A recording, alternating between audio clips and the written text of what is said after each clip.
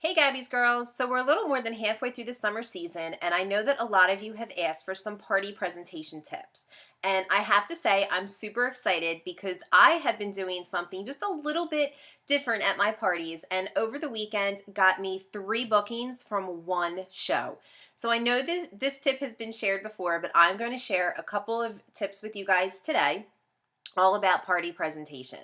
So first of all, in the email that you got with this video, there are links to TOT on where you can go to find party presentation videos. So you will see other leaders in the company performing their parties, and you can take different tips, what you like, what you don't like, what maybe you want to change up, what you want to do.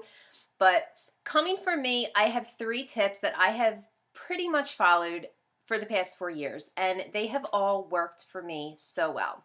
And my first tip is to have fun. They don't call it a party for nothing, girls. You are there to just entertain these ladies, to go and show your product. And ways that I have fun at my parties is I talk to my customers. I talk about the product. I give them different ideas. I let them give me ideas. And I love when my customers give me ideas for products because sometimes I feel like I say the same thing over and over again. Like, who would have thought to take a cosmetic bag on vacation with you, empty it out when you got there, fill it with ice for your ice bucket, and stick some drinks in it? I never thought of that, but my customers have. So different things, different tips. I just love to go back and forth. So have fun at your parties. And maybe that means you play a game, which leads me to my next tip. Be comfortable. Games don't work for me. I hate party games. I do not like them, so I don't play them. My customers have never complained, and I feel like if I do for one, I need to do for all. So I do not play games at all. So this way nobody's ever expecting it. But maybe a game works for you. Then work that to your advantage. There's a ton of games out there that you can play. From the dice game, the penny game, bingo. You can play any number of party games, whatever you're comfortable with. You can even just have people ask you questions about your business and give them tickets and draw a prize at the end. So be comfortable and do what works for you. As you watch these different party presentations, maybe you're thinking, I love this idea. And then maybe you're thinking, no, I am not doing that. So pick and choose. And once you get your party presentation down, make it your own and it'll stick with you. Trust me, it will stick with you. And the last tip I have is it does not have to be perfect. Ladies, I go to my parties. I'm going to tell you, I don't even know what it's called. The shower caddy. I call it the shower caddy. I think it's called the roundabout caddy. The thermal that holds the wine bottle is the thermal that holds the wine bottle. That's not what it's called in the book. People ask me what kind of prints we have, what page certain things are on. I have no idea. And I'm honest with my customers. I do not have time to memorize the catalog. It just doesn't work for me.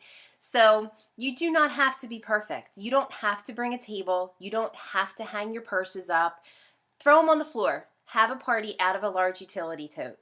Trust me, they're not going to care as long as you get the product in their hand and you give them ideas on how to use what you have. And a little side tip, you don't have to have everything in the book. Maybe you can always ask ahead of time, is there anything that's specific that you want to see? And maybe they'll say, I'd really like to see the room for 2. I think that's what it's called, the real big one that looks like the hamper. You might not have that bag. Perfectly fine. Give me a ring. You can borrow mine. You can borrow another consultant's, or maybe you've seen it. You can describe it to them. Don't feel like you need to bring everything with you because you don't. Okay, so those are my tips for today, but I also wanted to let you know a couple of things that I'm doing at my parties that I haven't really done in the past. And one is the power of the key fob. In the beginning of my party, I am now bringing my hostess up to the front of the room and I'm telling her, hostess with the mostest, you have a job to do today. And your job is to hold 3 of these key fobs. And every key fob that I give you is worth $10. So you need to hand them out to anybody who would like to book a party. And as you give them out, each one will be $10 to spend at one party, $10 to spend at another party, $10 to spend at the third party. If you give 1 or 2 out, perfectly fine. If you give all 3 out, not only will you get $10 to spend at each party, but I will also give you a $30 gift card at the end of the 3 parties to be spent whenever you want. So now the hostess can potentially earn herself $60 more in credit. This totally worked over my party over the weekend. And not only that, if you have a really funky print in your key fobs, people, and I usually bring 3 different ones. People might want a specific one, so they're grabbing it right away and saying, I'm booking a party. I booked a party over this little key fob at one of my parties, and it was just great. So let's say maybe you don't want to do the key fobs. Maybe they're a little out of your price range. You can go on Business Supply, and they have them in bulk, so they are discounted for us. I think they come in a pack of 3 for $10. But if you wanted to go a little bit more inexpensive, do nail files. $2 a piece, or again, you can buy them on Business Supply cheaper in bulk. So nail files work just the same. We also have magnetic bookmarks, which are great. Everybody loves to read, or they mark up their workbooks, school books, anything. So a magnet, they're $1 a piece, is another thing that you can give away as well. Or just make an envelope up and put a $10 pretend bill inside of it and tell people, this envelope is Hostess with the Mostest cash. So for every envelope that you guys hand to me, you can give them to your hostess, she can give them out, or you can put them with each catalog. For every envelope that you guys give is $10 for a Hostess with the Mostest to spend at your party. So I don't actually call them Hostess with the Mostest. I'm just calling them that now. I call them by their name. But something as simple as that can really go a long way, because people are realizing that they can help the host to get something else at the party. So I hope these tips are helpful. It went a little longer than I expected.